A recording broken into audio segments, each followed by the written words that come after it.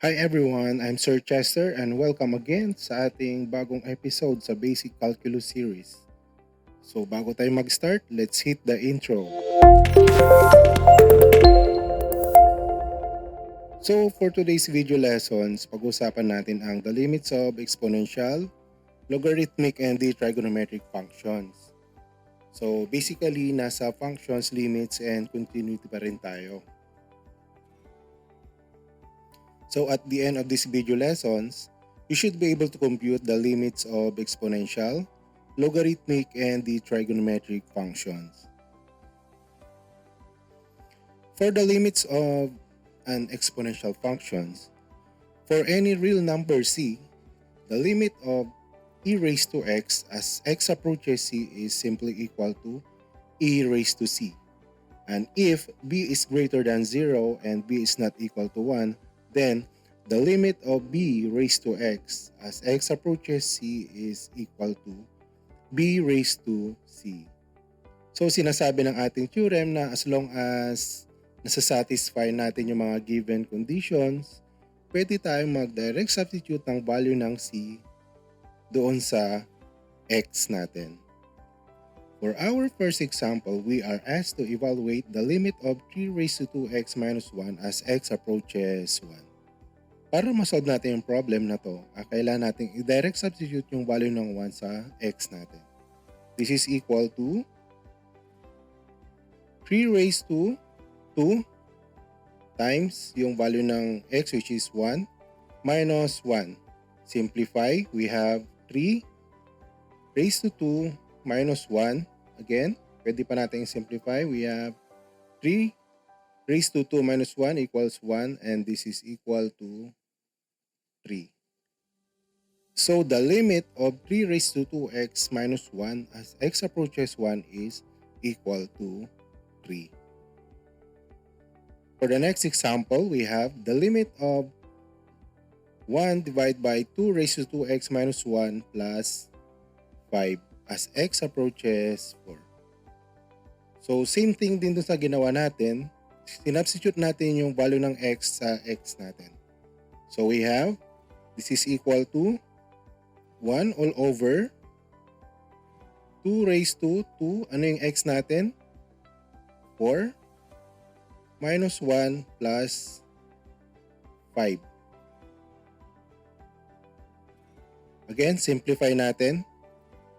This is equal to 1 all over 2 raised to 2 times 4, we have 8 minus 1 plus 5. Simplify ulit natin. So we have 1 all over 2 raised to 7 plus 5. So 2 raised to 7 equals 128. So we have, this is equal to 1 all over 128 plus 5. Pwede pa ba natin may simplify yan? Yes, pwede pa. So we have 128 times 5, this is equal to 640 plus 1. So we have 641.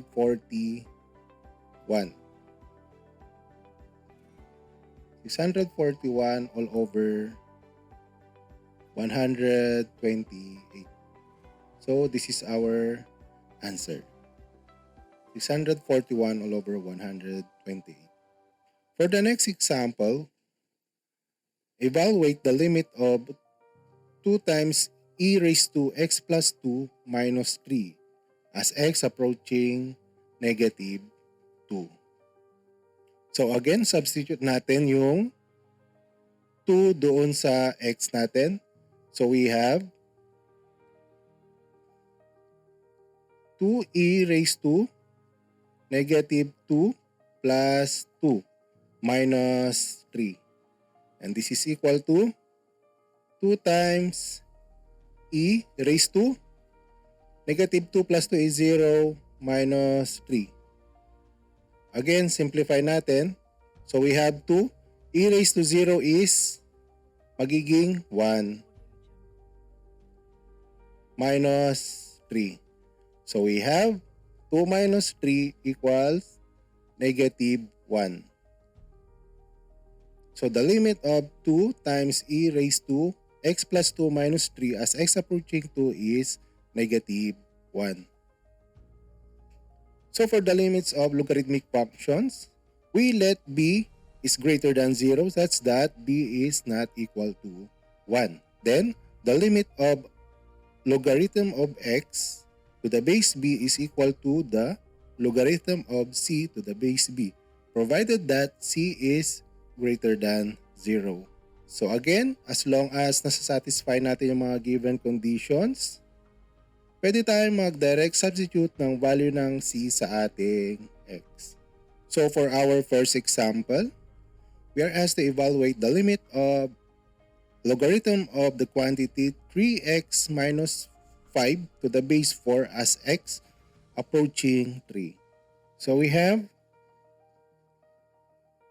the logarithm of 3 times x, which is 3, minus 5 to the base 4. Yan, so simplify natin. We have logarithm of 9 minus 5. 9 kasi 3 times 3, which is 9 to the base 4. And then this is equal to the logarithm of 9 minus 5 is 4 to the base 4. Paano natin kukunin ang exact value ng logarithm of 4 to the base 4? Since logarithmic function and exponential functions are inverses to one another, pwede natin i-convert si logarithmic function into an exponential function. So paano? Naalala nyo to?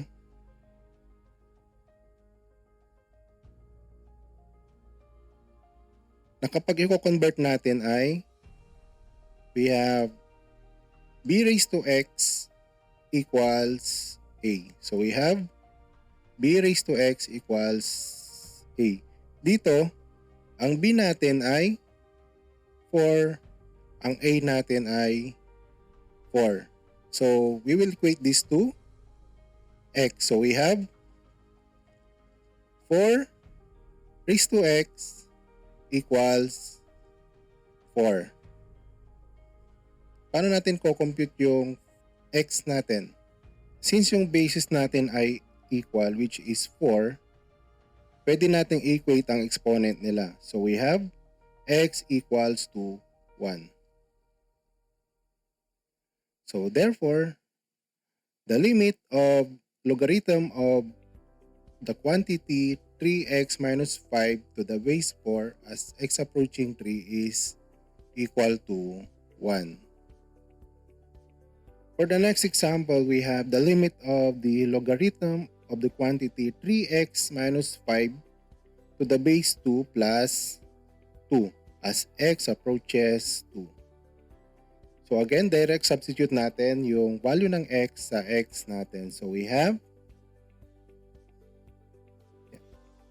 logarithm of 3x, which is 2, minus 5 plus 2 to the base 2.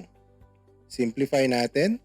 So we have the logarithm of 3 times 2 is 6 minus 5 to the base 2 plus 2. Again, simplify ulit natin. So we have the logarithm of 1 to the base 2 plus 2. And then, paano natin i-compute ang logarithm of 1 to the base 2? Same dun sa ginawa natin dun sa previous example, we have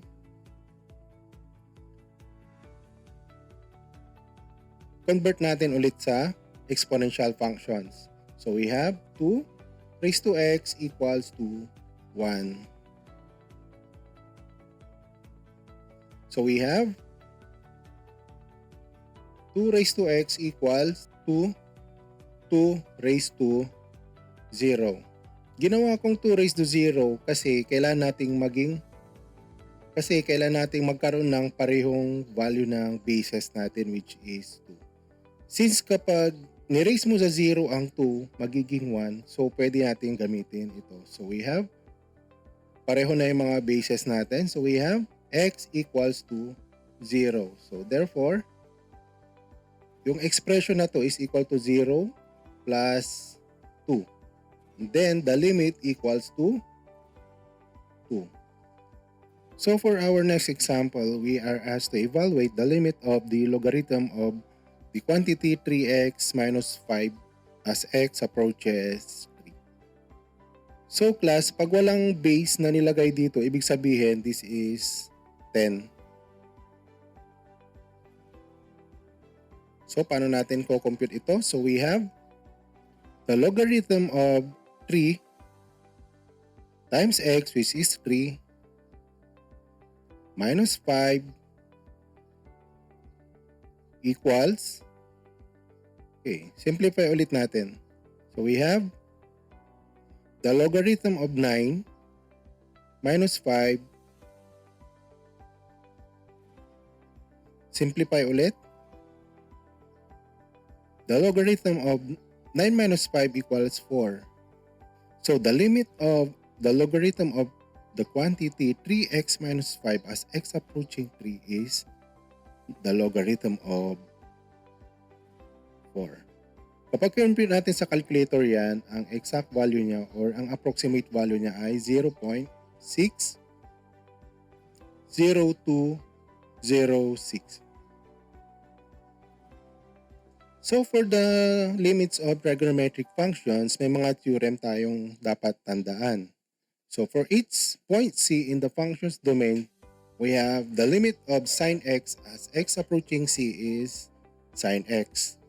And also, the limit of tangent x as x approaches C is tangent C. So for the limit of the cosecant x as x approaching C is cosecant C. Again, for the limit of cosine x as x approaching C is cosine C. And so on. So basically, isa-substitute lang natin yung value ng C sa x natin. So may special trigonometric functions tayo. We have theorem B1. So we have the limit of sine x over x as x approaching 0 is always equal to 1. So lagi niyong tatandaan sa theorem na to, same ang angle nila. Kung x siya dito, dapat x rin yung angle natin sa baba. Kung 3x yung angle dito, dapat 3x yung angle natin sa baba. Para masatisfy natin yung condition na magiging equal to 1 siya. So for theorem B2, we have the limit of 1 minus cosine x all over x as x approaching 0 is equal to 0. So the same siya. Yung angle nila dapat the same lang din. Gaya nung theorem B1. So for our first example sa trigonometric functions, we are asked to evaluate the limit of x tangent x as x approaches pi over 4. So substitute natin yung pi over 4 natin sa x natin. So we have pi over 4 tangent pi over 4. And this is equal to pi over 4.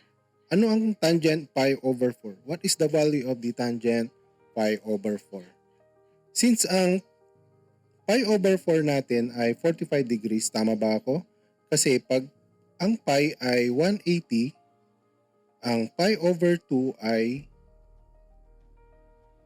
90 degrees, ang pi over 4 ay 45 degrees. So we have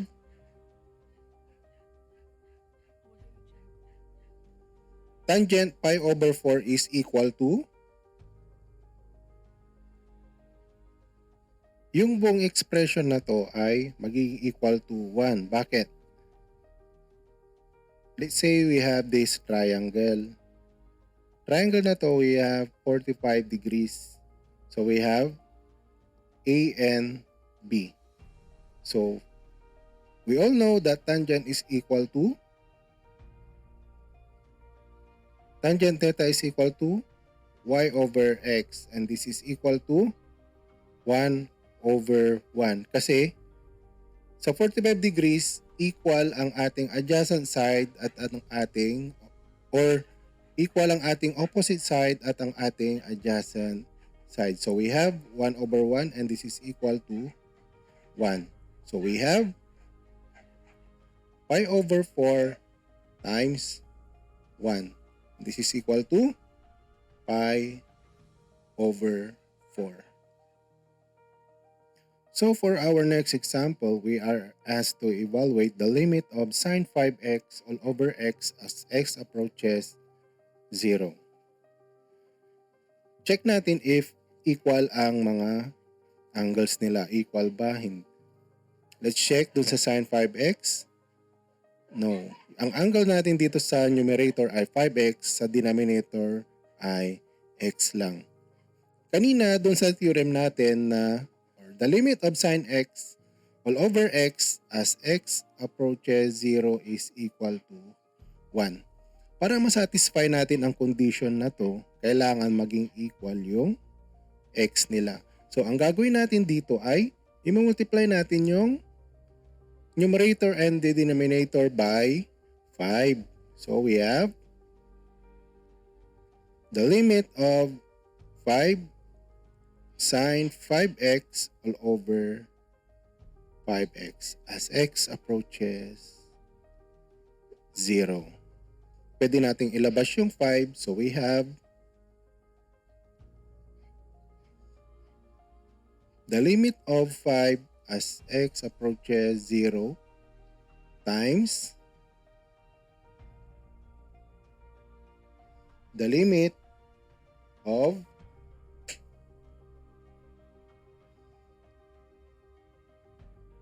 sine 5x all over 5x as x approaches 0.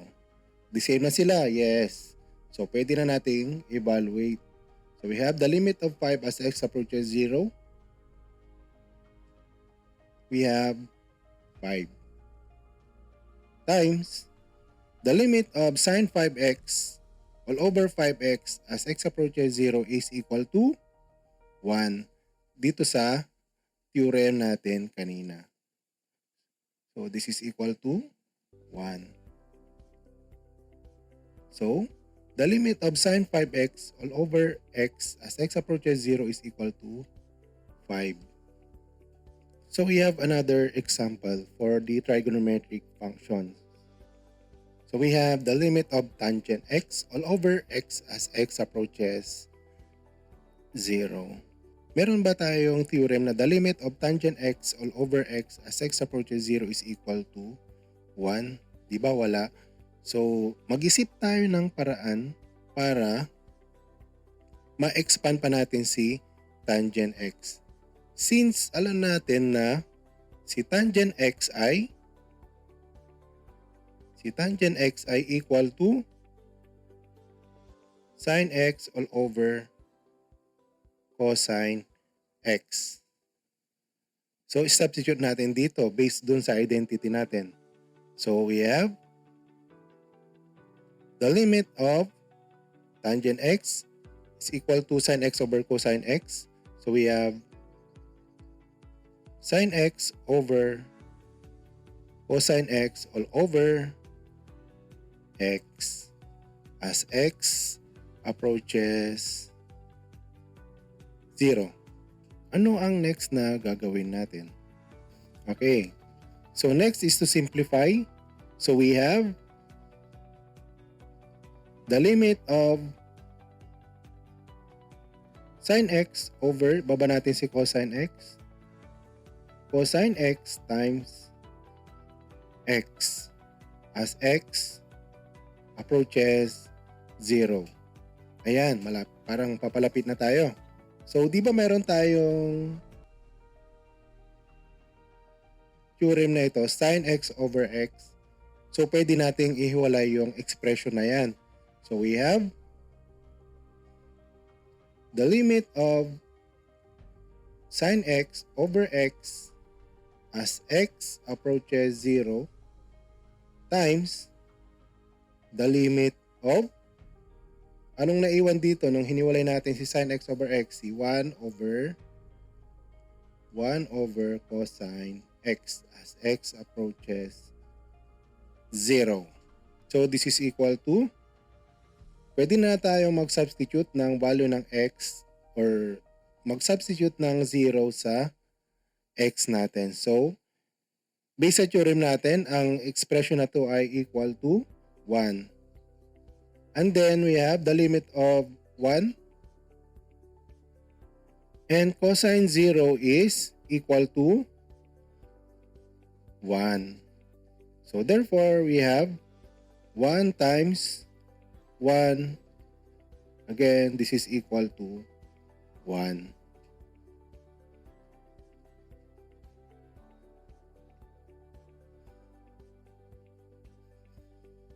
Okay, for our last example, we have evaluate the limit of 1 minus cosine x all over sine x as x approaches 0. So since meron tayong 1 minus cosine x sa numerator and sine x sa denominator, pwede nating i-divide yung numerator and the denominator sa x. So paano natin gagawin? So we have the limit of 1 minus cosine x all over, divide natin ng x, all over sine x divide by x as x approaches 0. Doon sa theorem natin na ang 1 minus cosine x over x is equal to 0 and also we have sine x over x is equal to 1. So 0 divided by 1 is equal to 0. So that's it. Diyan nagtatapos ang ating video for today. Kung may natutunan ka sa aking video, just hit the like and subscribe button para lagi kang updated sa ating mga susunod na episodes. So see you on the next video.